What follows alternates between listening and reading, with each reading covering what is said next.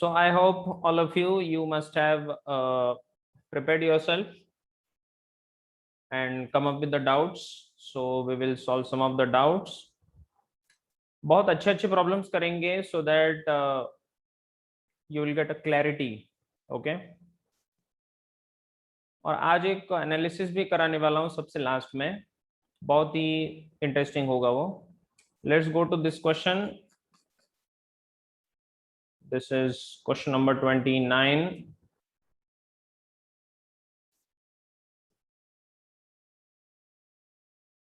ध्यान दीजिए सब लोग.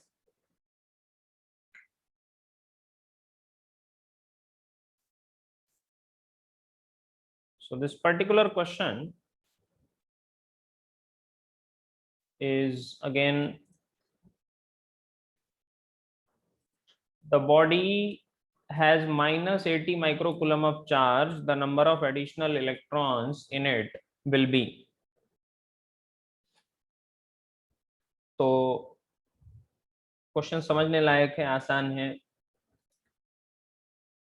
देखिए, body has -80 microcoulomb of charge. Correct. तो चार्ज क्यों आता है? चार्ज आता है एडिशनल पॉजिटिव चार्ज अगर है तो उतने इलेक्ट्रॉन्स कम है या प्रोटॉन ज्यादा है, ऐसा बोल सकते हो आप, है ना. तो इसका मतलब ये टोटल चार्ज जो है that is -80 microcoulomb. So -80 into 10 to the power -6, correct, coulomb. So Q is equals to क्या होगा? Ne. तो N is equals to Q by E. Yes or no? -80 into 10 to the power -6 divided by -1.6 into 10 to the power -90. Simple. So this will be 8 into 10 to the power, ऐसा कर देता हूं मैं, -5, and this is 1.6 into 10 to the power, ये 19 ऊपर चला जाएगा, तो ये 5 into 19 minus 5 is 40. Simple. Very simple, right? Okay, let's go to 28, है ना.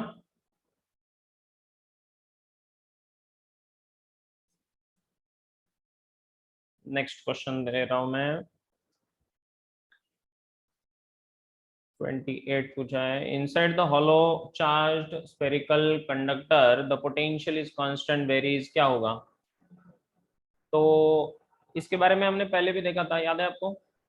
हॉलो चार्ज्ड स्फेरिकल कंडक्टर मतलब कंडक्टर शेल है, ये हॉलो है ना, ये हॉलो है. तो अंदर तो कोई चार्ज नहीं रहेगा, सारे चार्जेस कहाँ रहेंगे? बाहर रहेंगे. तो अंदर पोटेंशियल की अगर बात करें तो अंदर पोटेंशियल कैसे होता है बेटे? कांस्टेंट. यस और नो. सो पोटेंशियल की बात चल रही है V. So potential is always constant. याद आया? Is it simple? है ना. You can send the questions by sending it to everyone. Okay, send it to everyone तो समझ में आएगा. ये 32.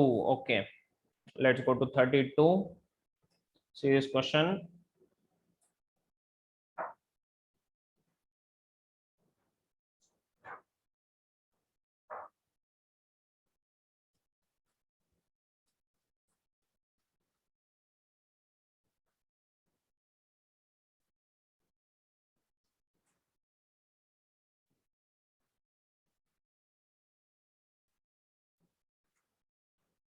Question number 32. The electric field near conducting surface having uniform surface charge density sigma is given by. तो मैंने आपको बताया था कि नियर कंडक्टिंग सरफेस की जब हम बात करते हैं, कोई भी रैंडम सरफेस भी अगर है, किसी भी रैंडम सरफेस की अगर बात करें तो उसके बाहर जस्ट आउटसाइड जो इलेक्ट्रिक फील्ड रहेगी, तो हमने कहा था कि ये इसको ऐसे बाहर जाती हुई इलेक्ट्रिक फील्ड है ना, and that is given by sigma bye epsilon not, remember?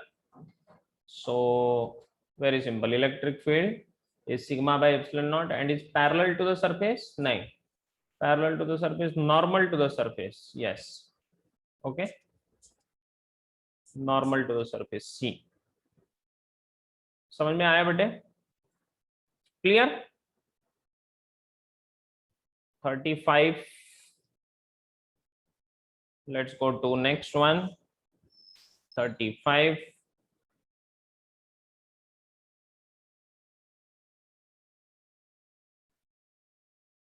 समझ में आ रहा है?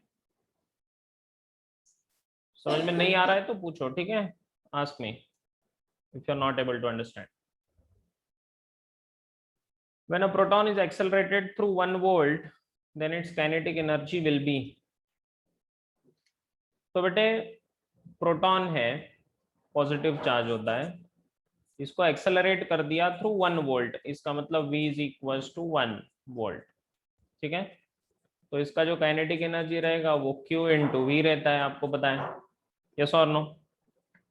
तो चार्ज कितना, charges, the charge on proton is 1e, ठीक है, so 1.6 into 10 to the power minus 19, और ये 1 वोल्ट से कर दिया है ना, तो ये 1.6 into 10 to the power minus 19 joule हुआ, लेकिन हमें पूछा किसमें है, इलेक्ट्रॉन वोल्ट में, तो इलेक्ट्रॉन वोल्ट में कितना हुआ, 1 इलेक्ट्रॉन वोल्ट, सिंपल।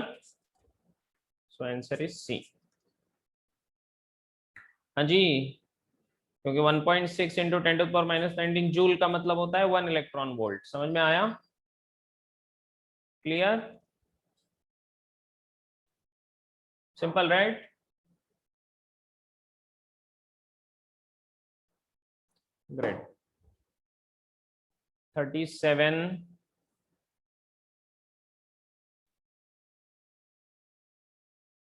ऑलराइट, 37 भी ले लेता हूँ।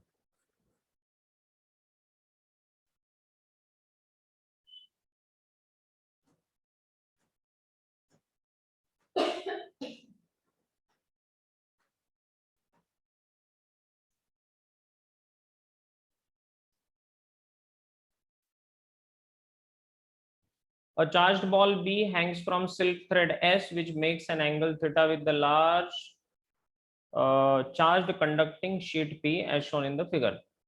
ठीक है, देखिए, as shown in the figure, the surface charge density sigma of the sheet is proportional to, आपको क्या बोला है, एक चार्ज्ड बॉल है, hangs from the silk thread S, okay, which makes an angle theta with the large charged conducting sheet P, ये large sheet है, आपसे पूछा है कि the surface charge density sigma of the sheet is proportional to,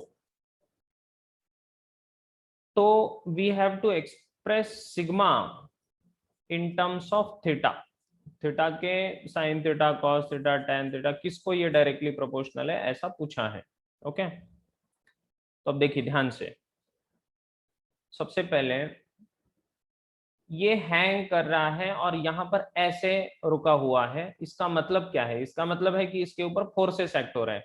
electric field किधर है, towards right और left, tell me, where is electric field, towards right और left? Right. Yes, it is towards right, ठीक है, electric field is towards right. तो इसके ऊपर जो फोर्स एक्ट होगा इलेक्ट्रिक फील्ड का, वो किधर होगा बेटे, बताइए? Towards right. तो इसके ऊपर एक फोर्स एक्ट हो रहा है, तो ये इलेक्ट्रोस्टैटिक फोर्स Fe एक्ट हो रहा है राइट साइड में, tension in the thread will be upward and mg will be like this, समझ में आया? ओके। तो अब अगर आप ध्यान से देखो, तो इस टी के अगर मैं दो कंपोनेंट्स बना लूं, ये देखिए, तो ये एंगल थीटा है, तो ये एंगल थीटा बन जाएगा, तो ये बन जाएगा टी कॉस थीटा, ठीक है जी, और ये होगा टी साइन थीटा। इसका मतलब एफ ई वाला जो फोर्स है ये किसको बैलेंस कर रहा है, टी साइन थीटा को बैलेंस कर रहा है, करेक्ट। अब अगर आप ध्यान से देखो, ये force due to electric field, F E लिखा मैंने इसको, इलेक्ट्रिक फील्ड का फोर्स, ठीक है। इसका फॉर्मूला क्या होता है, Q into V, Q into E, which is equal to T sine theta. और इसकी इलेक्ट्रिक फील्ड कितनी होगी, तो इसकी इलेक्ट्रिक फील्ड होगी sigma upon 2 epsilon naught, which is equal to T sine theta. तो अगर बाकी सारी चीजें कांस्टेंट है, तो मैं यहां पर कह सकता हूं कि sigma is directly proportional to sine theta. Yes और नो, इज इट सिंपल, समझ में आया लॉजिक, क्लियर बेटे, है ना, वेरी गुड। नेक्स्ट पूछा है 37 हो गया, 38 भी हो गया ना, ये 35 था, 38 नहीं हुआ, ओ चलिए,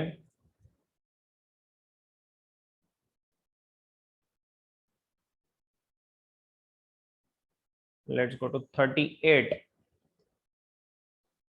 ठीक है।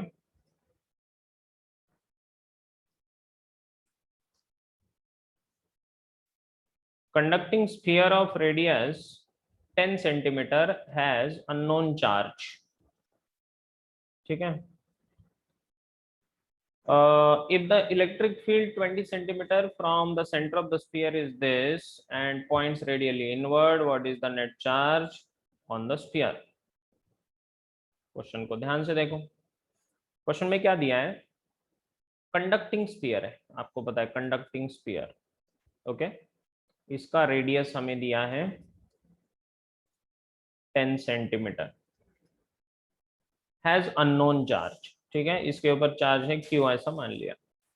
इलेक्ट्रिक फील्ड 20 सेंटीमीटर पे कितना दिया है, so at R is equal to 20 centimetre, electric field is 1.5 into 10 to the power 3 newton per coulomb, and points radially inward, radially inward है, अंदर आती हुई, मतलब चार्ज निगेटिव होना चाहिए, समझा क्या, चार्ज कैसा है, नेगेटिव, क्योंकि अंदर आ रही है। What is the net charge in nanocoulomb, NC मतलब नैनोकुलम होता है ऑन द स्फीयर। तो बेटे इलेक्ट्रिक फील्ड का formula due to conducting sphere outside वही है 1/4πε0 Q by R square, do remember. तो ये है 1.5 into 10 to the power 3, 9 into 10 to the power 9, charge ढूंढना है अपॉन 20, मतलब 0.2 का स्क्वायर, समझ में आया, क्लियर हो गया। क्यू ढूंढ लेते हैं, सो क्यू इक्वल्स टू, ये 3 कट के ये 6, तो 1.5 divide by 9 into 10 to the power 6 into 0.2 का स्क्वायर 0.04, समझा। सो दिस विल बिकम 1.5, अरे ये देखो, इसको 15 बना देते हैं, into 10 to the power -1 divide by 9 into 10 to the power -6 into 4 into 10 to the power -2. So 3 5s are 15. This becomes 20/3 into, this is -1 -6 is -7 -9. This is 6.66 into 10 to the power -9 coulomb. which is 6.66 nanocoulomb. Nano is 10 to the power minus 9. Yes or no? Tell me. Right? Is it clear?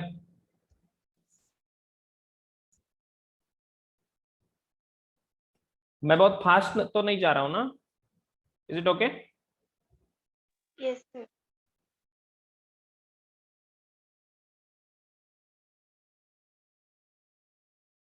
It's okay ना?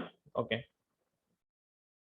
चलिए ये हो गया 32, 35, 30, 31, 32, 33. Okay चलो ये कर लेते हैं.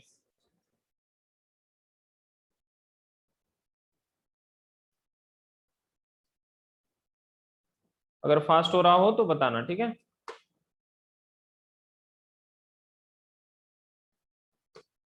Let's go to question number 30.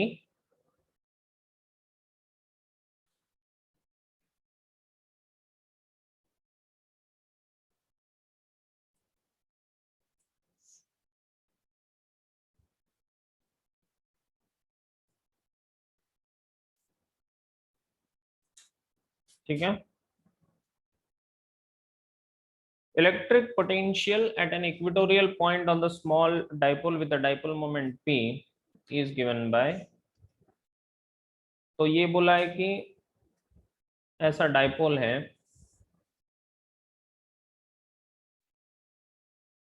तो इसमें कंफ्यूज मत होना, ठीक है? इसमें कंफ्यूज मत होना. दिस इज प्लस क्यू, यहाँ पर है माइनस क्यू, ठीक है?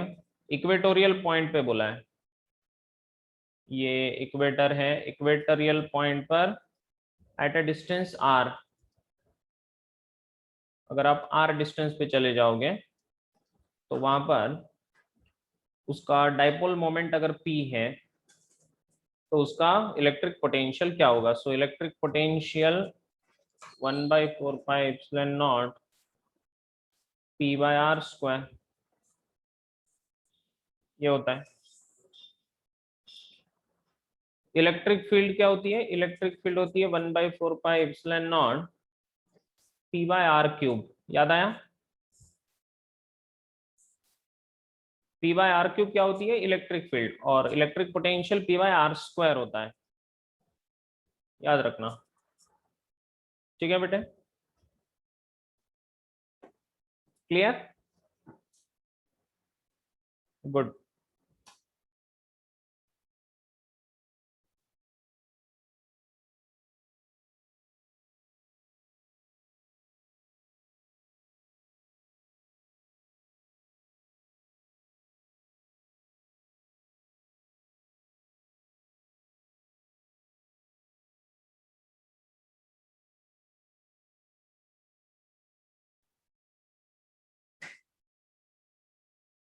Okay, great.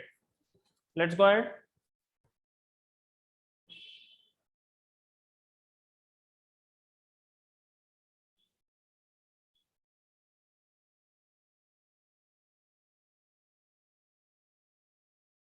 Okay, let's go to next one. So see this question, the value of electric potential at any point due to any electric dipole. ये अच्छा question है. देखो इसमें क्या बोला है बेटे कि किसी भी जनरल पॉइंट की चर्चा यहां पर चल रही है. एनी जनरल पॉइंट, ठीक है?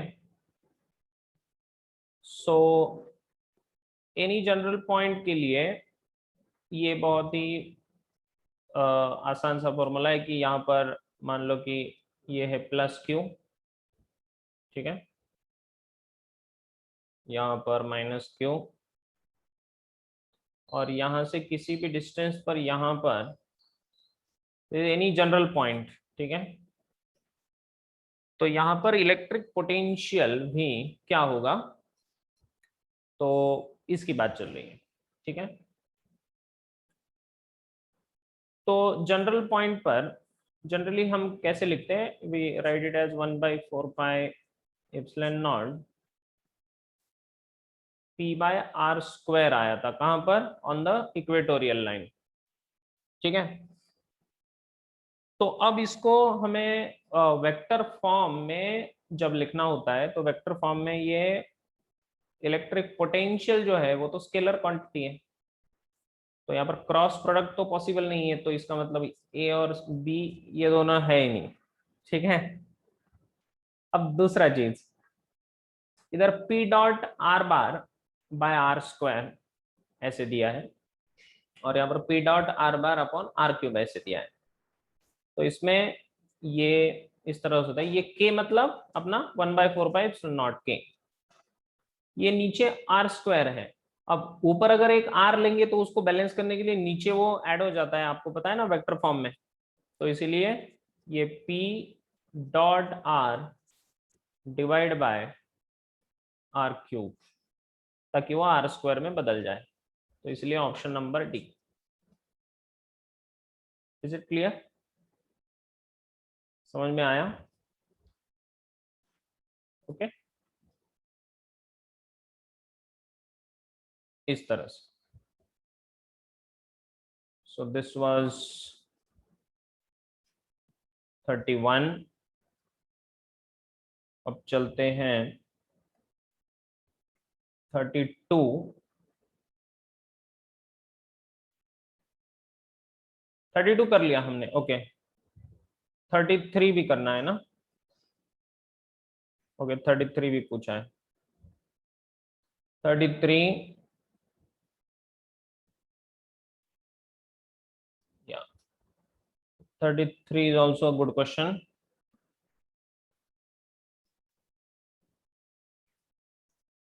देखो बेटे 33 में क्या दिया है।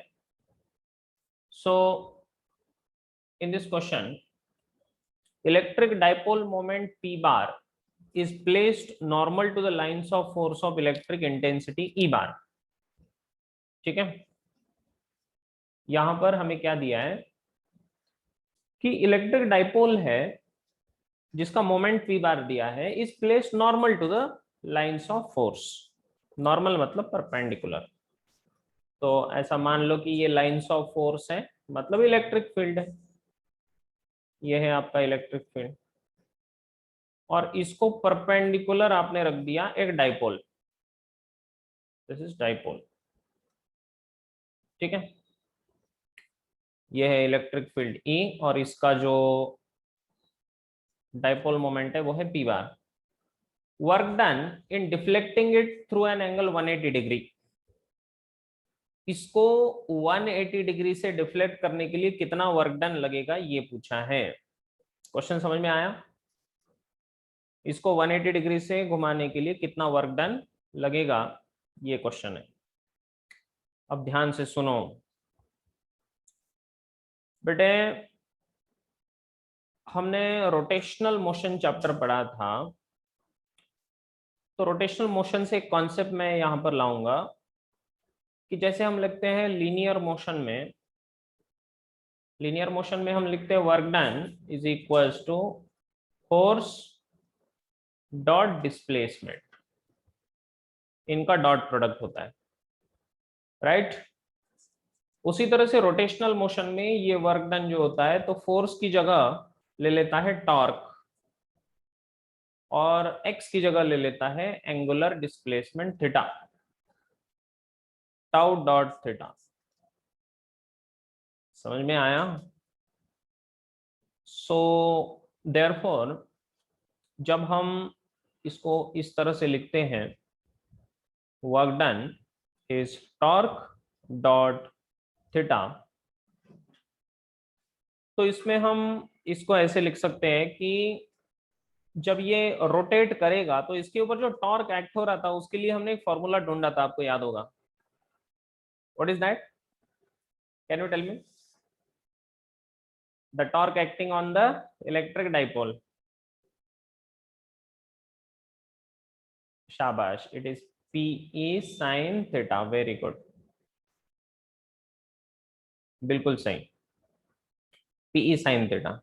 ओके, तो यहां पर ऐसा मान लो कि for very small displacement, very small displacement d theta, small work done,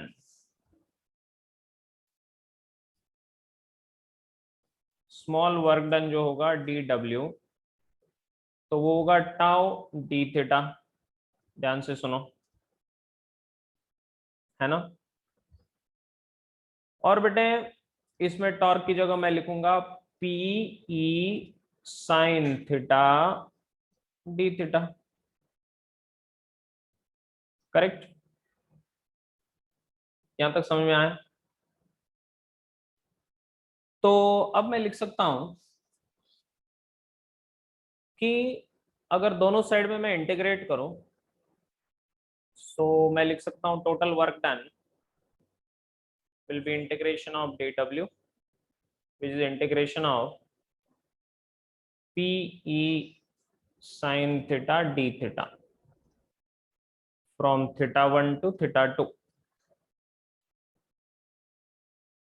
तो अब इसमें मैं इसको लिख सकता हूं, पीई को बाहर निकाल देंगे, इंटीग्रेशन ऑफ साइन थीटा होता है माइनस कॉस थीटा। समझ में आया? From theta 1 to theta 2। Is it clear? Okay, so therefore we can say this is minus PE cos theta 2 minus cos theta 1। इसका मतलब हो जाएगा, माइनस से अगर मैं अंदर मल्टीप्लाई कर दूं तो ये बनेगा cos theta 1 minus cos theta 2। समझ में आया? क्लियर? और अब शुरुआत में ये P और E एंगल क्या है? ये angle, this angle is between P and E actually. Okay, तो ये देखो, तो पहले जो P और E के बीच में जो एंगल था वो था 90 डिग्री। कितना था बेटे? 90 डिग्री था, थीटा 1। ठीक है, अब जब इसको, अच्छा यहां तक लिख लो सब लोग, पहले यहां तक लिख लो सब लोग, everyone come on, note it down.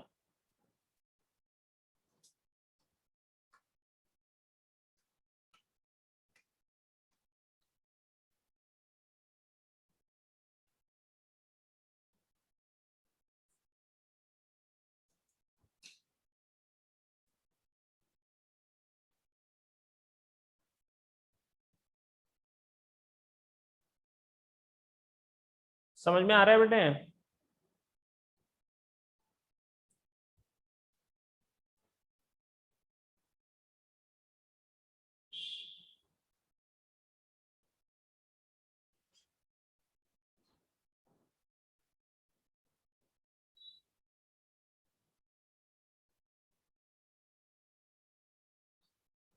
इसमें कॉन्सेप्ट वही लगाया हमने कि भाई लीनियर में ऐसा होता है तो रोटेशनल में ऐसे होगा, लीनियर में ऐसा होता है तो रोटेशनल में ऐसे होगा। ठीक है, अब ये देखो, अगर ये निगेटिव है, ये पॉजिटिव चार्ज है, तो P का डायरेक्शन किधर होता है? P मतलब क्या है? Dipole moment. डाइपोल मोमेंट का डायरेक्शन होता है निगेटिव से लेकर पॉजिटिव तक। तो ये पहले 90 डिग्री एंगल बना रहा था इलेक्ट्रिक फील्ड के साथ, इसका मतलब थीटा 1 वाज 90 डिग्री। जब इसको 180 डिग्री से घुमाएंगे, देखो थ्रू एन एंगल 180 डिग्री, इसका मतलब ऐसा उल्टा घूम के नीचे आएगा, तब P किधर होगा? तब P का डायरेक्शन इधर होगा। यस और नो? P का डायरेक्शन किधर होगा? नीचे। तब E और P के बीच में एंगल कितना रहेगा? फिर से 90 डिग्री। यस और नो? टेल मी, बात सही है? हाँ सर। पहले शुरुआत में दोनों के बीच का एंगल था 90 डिग्री, जब इसको 180 डिग्री से घुमाया तब P और E के बीच का एंगल उतना ही रह गया 90 डिग्री। इसका मतलब ये हुआ, पहले भी 90 डिग्री था, बाद में भी 90 डिग्री हुआ, तो ये बनेगा PE cos 90 minus cos 90 and that becomes equals to 0। कुछ समझ में आया? और इसीलिए यहाँ पर जो वर्क डन आया that work done is 0। Option number D. Clear?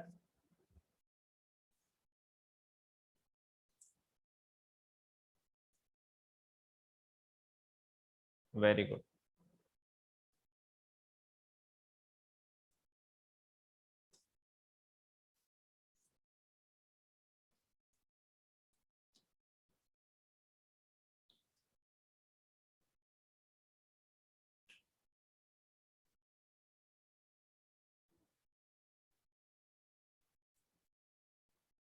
चलो नेक्स्ट चले।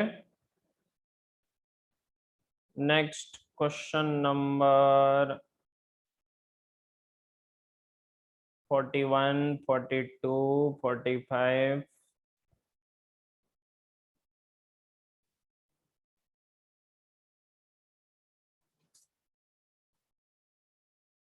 Question number 41।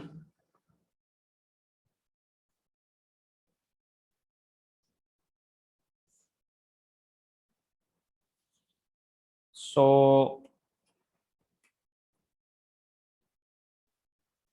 let's take this one. On rotating a point charge having charge q around charge q in circle of radius r, the work done will be। ध्यान से देखो question को।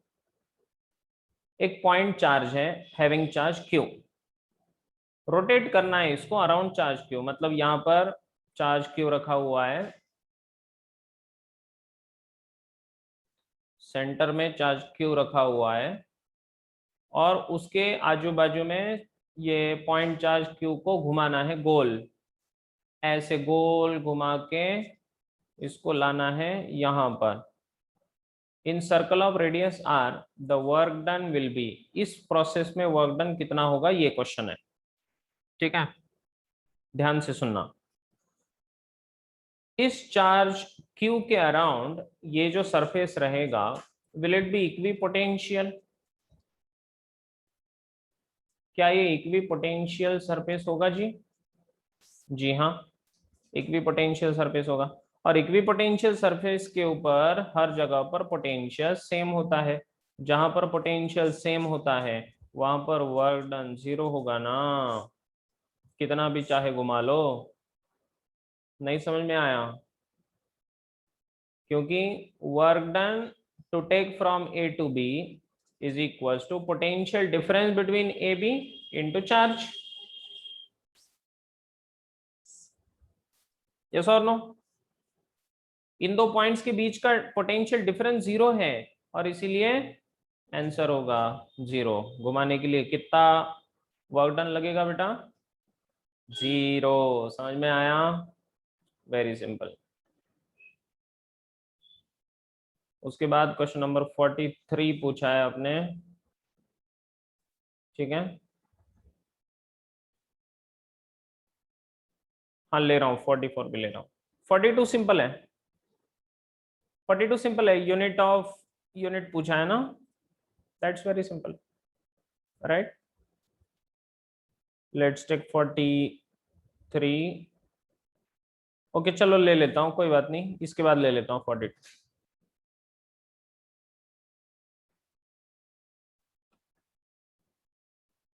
जी, intensity of electric field required to keep water drop of radius 10 to the power minus 5 just suspended in air when charged with 1 electron is approximately।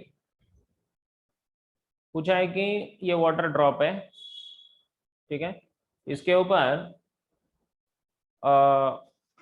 Electric field कितनी दी जाए, इसका radius दिया है। Radius कितना दिया है? 10 to the power minus 5 centimetre just suspended in air when charge with 1 electron. बस एक इलेक्ट्रॉन है इसके ऊपर, ठीक है?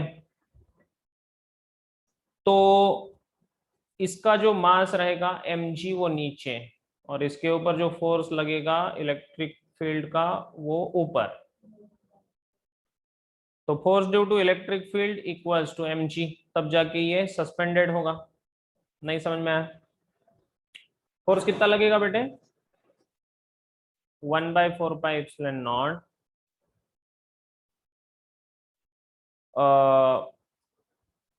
अच्छा हमें इलेक्ट्रिक फील्ड ढूंढना है, I am sorry. Electric field Q into E is equals to mg। ठीक है, तो ये बनेगा charge 1.6 into 10⁻⁻19 into electric field हमें ढूंढनी है, इक्वल्स टू, जी हाँ, अब इसका मास क्या लिया जाए जी। देखिए अब इसका रेडियस हमें दिया है, ठीक है, इसका रेडियस दिया है। तो क्या हम मास बाय वॉल्यूम को डेंसिटी लिखते हैं? जी हाँ, तो क्या mass is equals to volume into density हो जाएगा? समझ में आ रहा है क्या कर रहा हूं मैं? मास को ढूंढने जा रहा हूं, तो वॉल्यूम होगा 4/3πr³ रो। तो आप इसको सॉल्व करिए, 4/3π, इसका रेडियस पता है 10⁻⁻5, इसका क्यूब इंटू डेंसिटी 1000 होती है, यस और नो? तो ये कितना बन गया? 4π/3, ये -15 और +3 -12, तो आ गया m। इसको पुटअप कर देंगे तो E is equals to mg/1.6 into 10⁻⁻19। समझ में आ रहा है बेटा? 4π/3 10⁻⁻12 इंटू 10 डिवाइड बाय 1.6 इंटू 10⁻⁻19। फटाफट कैलकुलेट करो, मुझे बताओ क्या आंसर आता है। ठीक है, let us calculate, let us calculate.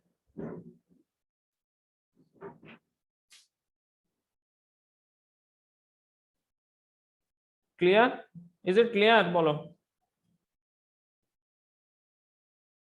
हाँ सेंटीमीटर था, okay. It was 10⁻⁻5 centimetre. Yes बेटे, उसको कन्वर्ट कर लेना यहाँ पर -5, तो एक्स्ट्रा आ जाएगा 10⁻⁻2 का क्यूब, तो वो 10⁻⁻6 एक्स्ट्रा, तो -18। ठीक है, कैलकुलेट करो, आ जाएगा आंसर। ठीक है, नेक्स्ट क्वेश्चन 42 ले रहा हूं मैं।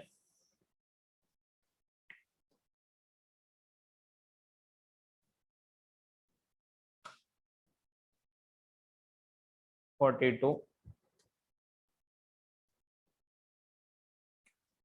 टू में बेटे SI unit of electric flux is पूछा है। तो इलेक्ट्रिक फ्लक्स मैंने आपसे कहा था, इलेक्ट्रिक फ्लक्स जो होता है वो होता है इलेक्ट्रिक फील्ड इनटू एरिया। ठीक है, तो इलेक्ट्रिक फील्ड का यूनिट आपको पता है Newton per coulomb, into area होता है मीटर स्क्वायर, तो न्यूटन मीटर स्क्वायर पर कूलम। तो ऐसा तो कुछ दिख नहीं रहा है यहाँ पर। ठीक है, तो देखते कि कौन से होंगे। अब न्यूटन पर कूलम ये तो गलत है, अब वोल्ट पर मीटर की बात करते हैं। तो अगर देखा जाए वोल्ट में अगर कन्वर्ट कर दें तो electric field is gradient of electric potential, मतलब electric potential upon distance into area. तो पोटेंशियल का यूनिट क्या होगा? वोल्ट, ये पर मीटर इनटू मीटर स्क्वायर, तो एक मीटर और ये मीटर कैंसिल, ये आया वोल्ट मीटर आया, वोल्ट इनटू मीटर, सो ये वोल्ट मीटर, और इसीलिए आंसर आएगा सी। समझ में आया क्या? है ना। मैंने इलेक्ट्रिक फील्ड को पोटेंशियल में कन्वर्ट कर दिया और उसका यूनिट लिखा, समझा? Great. Question number 44।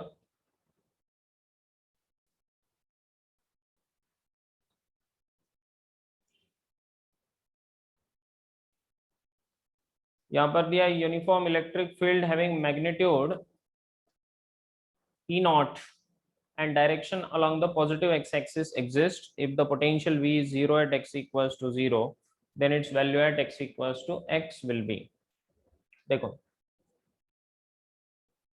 Electric field कहां पर है, along direction along positive x axis exists। तो ये पॉजिटिव एक्स एक्सिस की दिशा में इलेक्ट्रिक फील्ड है और इसका मैग्नीट्यूड कितना है, ई नॉट। ठीक है। अब बोला है कि potential is 0 at X equals to 0, तो यहां पर ओरिजिन पे पोटेंशियल है 0। ठीक है।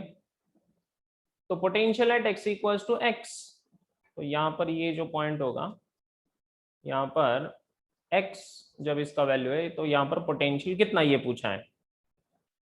तो हमने लिखा था कि इलेक्ट्रिक फील्ड होता है माइनस dV/dx। ठीक है जी।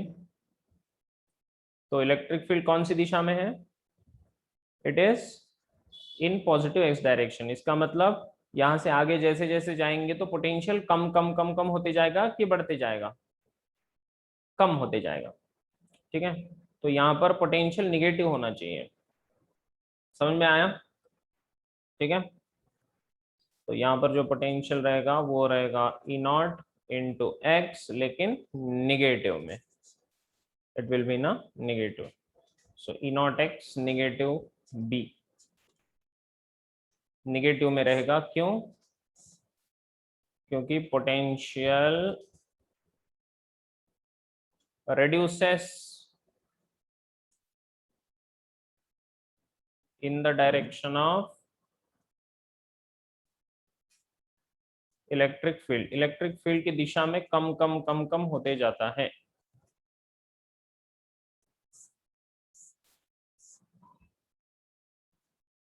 Clear?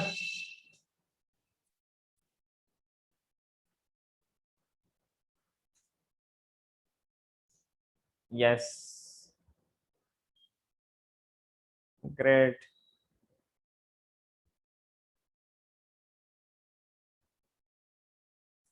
Forty five, last question, question number 45।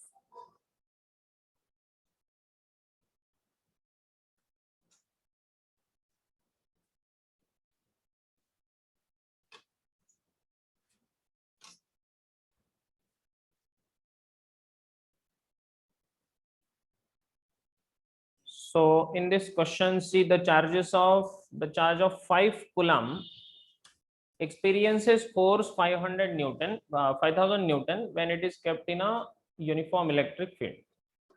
ठीक है। Dash volt is the potential difference between the 2 points separated by the distance of 1 centimeter. देखो चार्ज जब रहेगा 5 कूलम, जब चार्ज रहेगा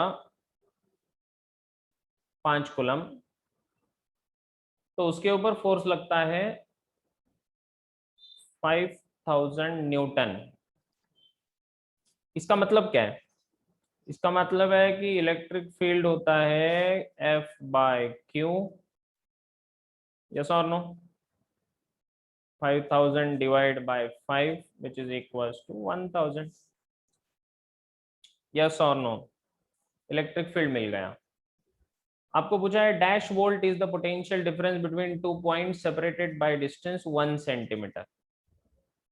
तो पोटेंशियल ढूंढने की बात चल रही है, तो ये पोटेंशियल क्या होगा, E इंटू डी, क्योंकि E इक्वल्स टू V/D होता है ना।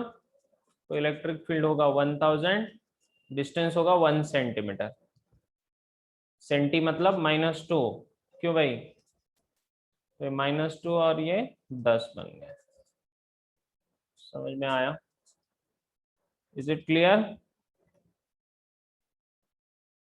Is it clear? Very good.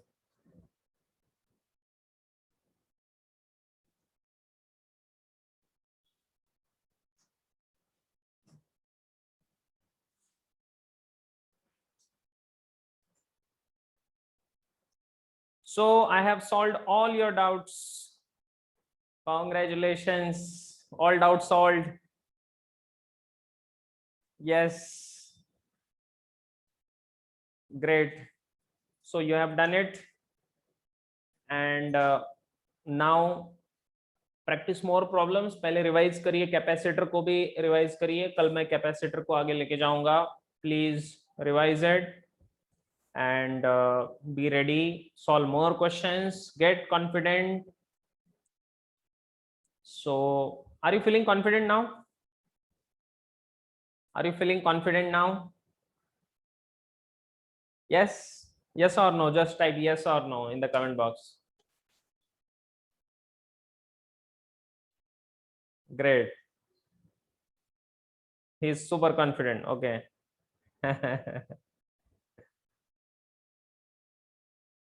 Okay, आएगा कॉन्फिडेंस, धीरे धीरे बिल्ड होता है।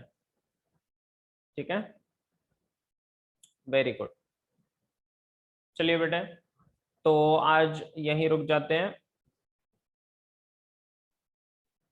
अच्छा, 10th प्रॉब्लम, ओ 10th प्रॉब्लम ले लो।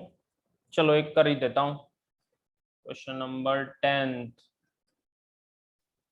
Question number 10th।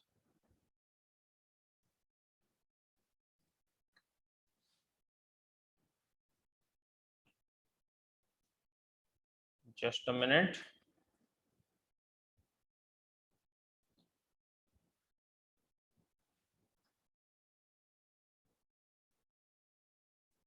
The mass 20 gram has a charge Q equals to 3 millicoulomb. It moves with a velocity 20 meter per second and enters the region of electric field 80 in the same direction as the velocity of the mass. The velocity of the mass after 3 seconds in this region is.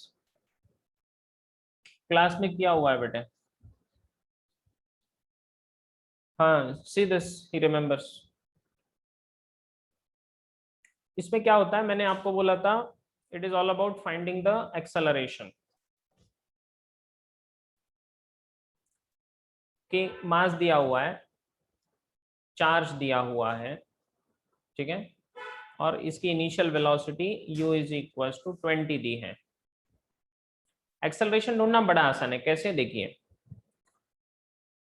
जब ये charge है और electric field हमें दी है E, तो क्या आपको ये पता है कि फोर्स जो इसके ऊपर लगेगा वो Q इंटू E होगा, है ना? F is equal to Q into E। ये वर्कशीट का भी प्रॉब्लम है, वर्कशीट में था एज इट इज। तो इसको मैं लिख सकता हूं, ये एक्सेलरेशन होता है फोर्स बाय मास, तो Q into E by M। क्या आपको Q पता है? हाँ। E पता है? हाँ। M, हाँ। तो एक्सेलरेशन मिल जाएगा, एक्सेलरेशन मिल जाएगा। और initial velocity 20 metre per second दी है। तो अब आपको पता है कि t is equal to 3 seconds के बाद इसकी वेलोसिटी क्या होगी? v, मतलब फाइनल वेलोसिटी कितनी वो ढूंढनी है। So v is equal to u plus 18। तो u 20 है। एक्सेलरेशन यहाँ पर जो भी आएगा कैलकुलेट कर लो, उसको यहाँ पर पुटअप करो, टाइम को 3 सेकेंड पुटअप करो, आंसर आ जाएगा। सिंपल। ये क्लास में किया हुआ है पहले भी, क्लास में पहले भी किया हुआ है। You can just go and refer to that. Okay, just refer your notebook, you will get this. Great. So we have done it. Very good. So shall we stop over here? So this was helpful. If you found this helpful, just type helpful in the comment box. Was this helpful to you? Great.